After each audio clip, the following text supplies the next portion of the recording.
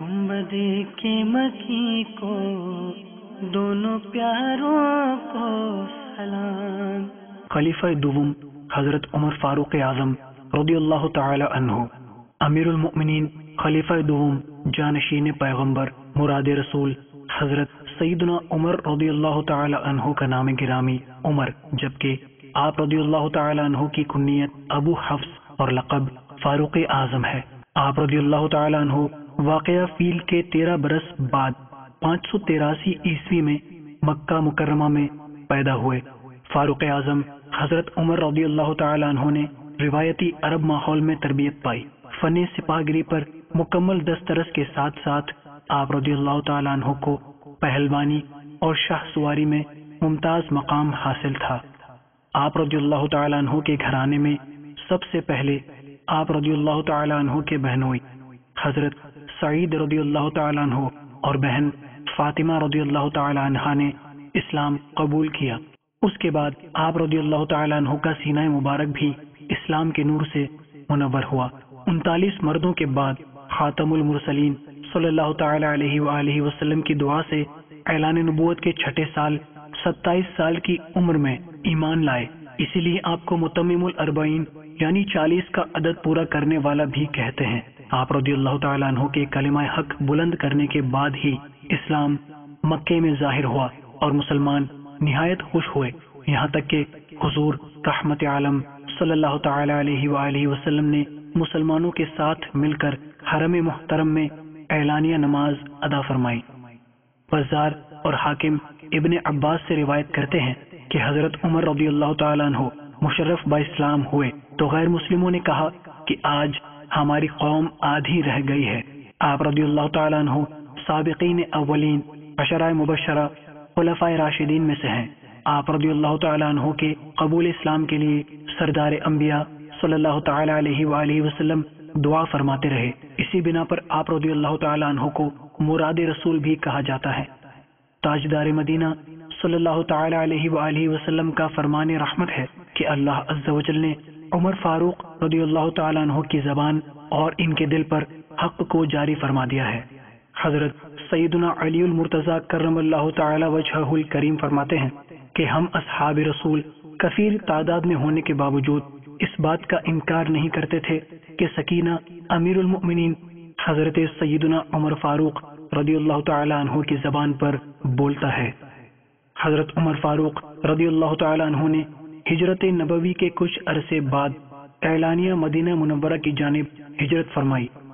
خلیفہ اول حضرت سیدنا ابو بکر صدیق رضی اللہ تعالی عنہ نے اپنے بعد آپ رضی اللہ تعالی عنہ کو خلیفہ منتخب فرمایا تھا۔ آپ رضی اللہ تعالی عنہ 10 برس 6 ماہ 4 دن تخت خلافت پر رونق افروز رہے اور جانشینی مصطفیٰ صلی اللہ تعالی علیہ وآلہ وسلم کی تمام تر ذمہ داریوں کو بطریق احسن سر انجام دیا۔ آپ رضی اللہ تعالی عنہ کے دور خلافت میں عدل و انصاف کا فیضان ہر خاص و عام کے لیے تھا، جبکہ فتوحات کے باعث اسلامی سلطنت کو مزید استحکام و وسعت نصیب ہوا۔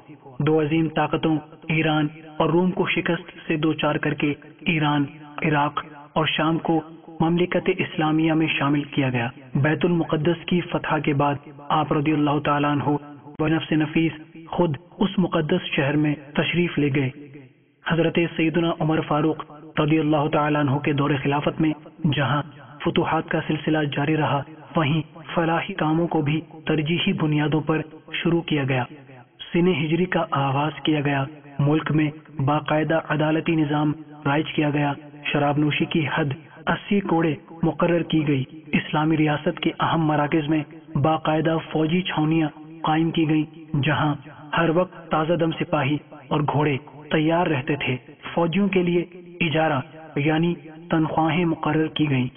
امن کے پیش نظر پولیس کا محکمہ قائم کیا گیا۔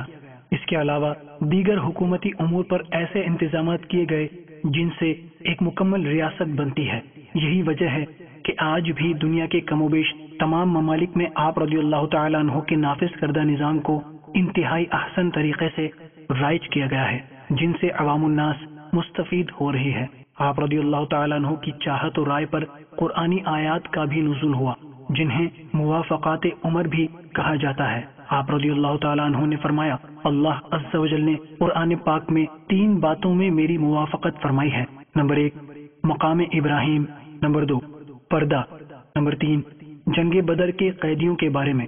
ترمذی اور حاکم عقبہ بن عامر رضی اللہ تعالیٰ عنہ سے روایت کرتے ہیں کہ رسول اکرم صلی اللہ تعالیٰ علیہ وآلہ وسلم نے فرمایا اگر میرے بعد نبی ہوتا تو عمر بن خطاب رضی اللہ تعالیٰ عنہ ہوتے۔ آپ رضی اللہ تعالیٰ عنہ سے 539 احادیث مروی ہیں۔ آپ رضی اللہ تعالیٰ عنہ کی صاحبزادی حضرت حفصہ رضی اللہ تعالیٰ عنہ سرکار دو جہاں صلی اللہ تعالیٰ علیہ وآلہ وسلم کی زوجہ اور ہم مومنین کی ماں یعنی ام المؤمنین ہیں۔ آپ رضی اللہ تعالیٰ عنہ کی گفتگو سکون و اطمینان، سنجیدگی اور وقار کے ساتھ ہوتی۔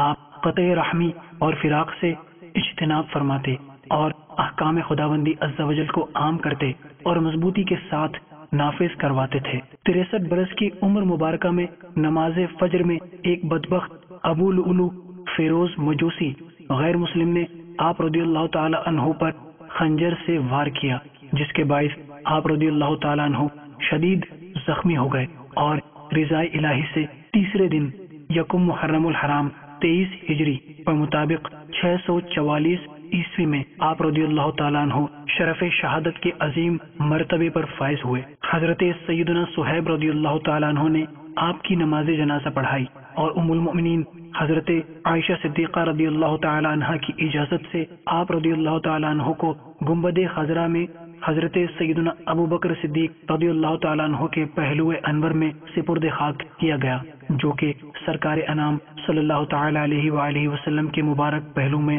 آرام فرما ہے۔ ممبروں میں خیرہ بے جانا اور سنہری جالیاں، سبز گنبد کے مکی کو دونوں پیاروں کو سلام۔